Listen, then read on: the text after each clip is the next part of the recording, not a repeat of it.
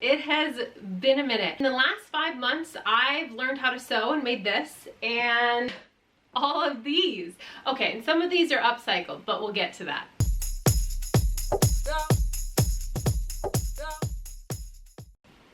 If you're new around here, welcome. My name is Rebecca. Today I'm going to be sharing everything that I've made in my last 5 months of learning to sew. And if you're somebody who's been around for a while, welcome back. Even if you don't sew, I think you'll find some valuable information in this. Hopefully, a lot of what I have made in the past 5 months are really inspired by the current styles and trends of the moment. So if you're here more for styling and inspiration on how you might be able to restyle, rewear, or even maybe remake something in your closet, I hope you might find some value here. How did we get here? Well, my blog started out as a look for less kind of blog about 8 years ago, kind of taking runway trends and trying to replicate them within your own wardrobe. Over time, and honestly, as my means have changed and my needs have changed, I have a very full wardrobe. I've been able to move away from fast fashion. I primarily buy secondhand these days. I love hunting down designer vintage.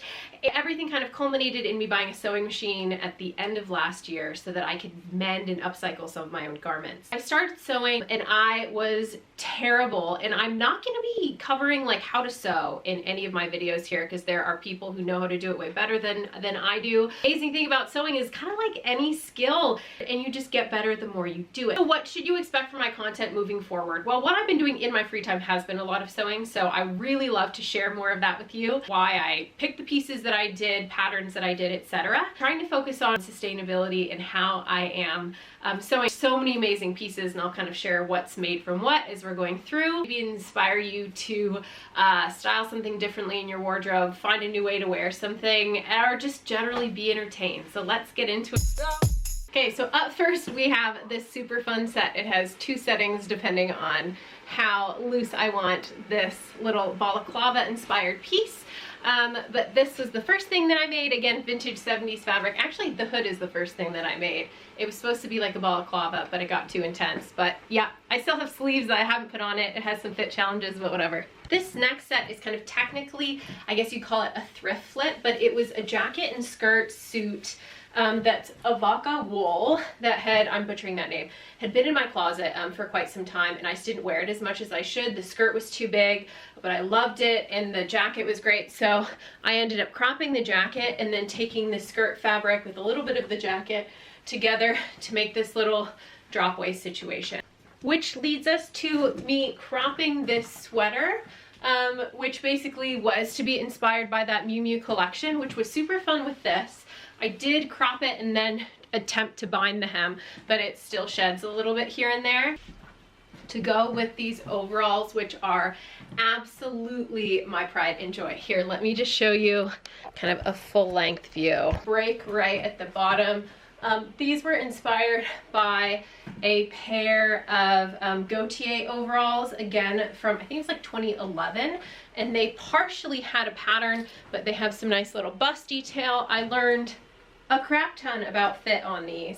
I took a bit of a break after making those overalls after Paris Fashion Week because I was trying to get another piece done, which I'll show you in a moment, and didn't get it done in time before finishing up this Prada-inspired little 60s shift dress with pockets. And this is super fun. It's printed spoonflower on a brute denim, which is very interesting, meaning it's completely white, unfinished on the other side. But this has become one of my favorite dresses. But I love this and already have worn this a ton this summer. So the piece that made me need a break from sewing was none other than these jeans. I should have used a pattern, I didn't. They were my first jeans I have ever made. I used a brute printed denim from Spoonflower. Their piece down here at the knee, if you can see, there's some fun little pattern stuff I got to do where he's actually like reaching up. And then on the fly, it's really funny. There's like a nice little hand pointing. And last but not least, we have this vintage blanket turned pullover. It's supposed to remind you of a strawberry. So please, like, if you're like, oh, it's Christmas, don't tell me. But of course, you can find more of my content on RebeccaInEurope.com and find me at Rebecca in Europe. I'm going to link any of the patterns if I use them below so you can check them out.